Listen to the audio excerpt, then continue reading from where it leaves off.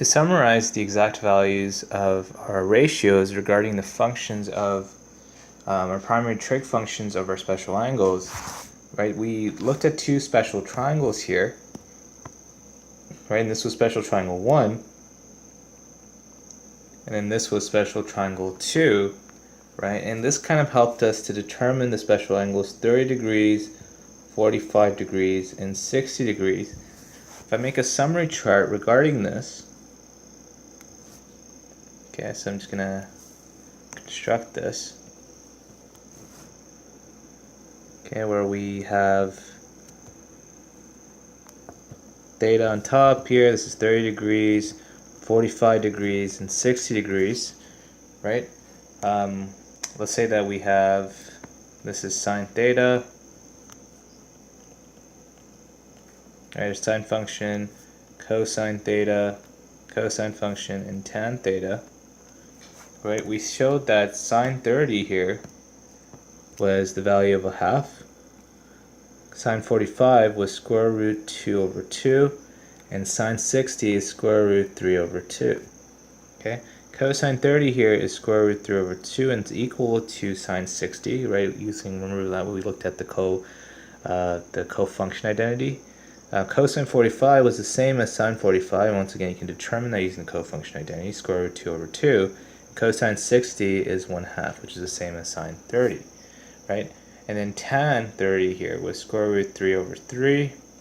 Tan 45 was 1, and tan 60 was square root 3 over 1. So these are some of the values that you want to look at, and you have to kind of memorize these values because they're going to become really important as we kind of progress through this, right? Let's say I gave you a question where we had evaluate, and this is where you wouldn't be using a calculator. Evaluate for each expression,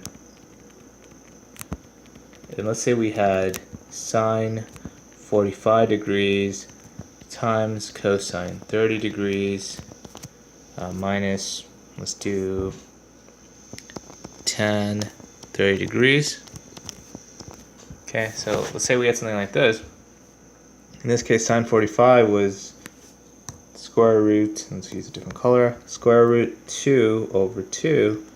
Cosine 30 here is basically square root 3 over 2, and tan 30 is basically square root 3 over 3. In this case, if we multiply these two, right, so we get 2 times 2, which is 4, square root 2 times square root 3 is square root 6, minus square root 3 over 3. And then what we want to do is, in order to combine the numerators, I'm going to find a lowest common denominator, make the denominator the same. So I'm going to use 12 here. So in that case, I'm going to multiply this guy by 3, and this guy by 4. So you get 3 square root 6 minus 4 square root 3 over 12. And that's really as far as you can go. You can't really simplify this any further. So this is basically your answer.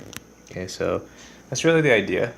You have to be able to fully simplify, you have to be able to fully memorize all these values, and it's going to become really useful later on as we look at just evaluating expressions, but specifically it's going to be really useful in our discussion of related angles, where we're going to be looking at a related acute angle to find values of obtuse angles. So guys, really just memorize these values. It's going to be really important. We'll also be looking at the other special angles, which include 0 degrees, 90 degrees, 180, 270, 360.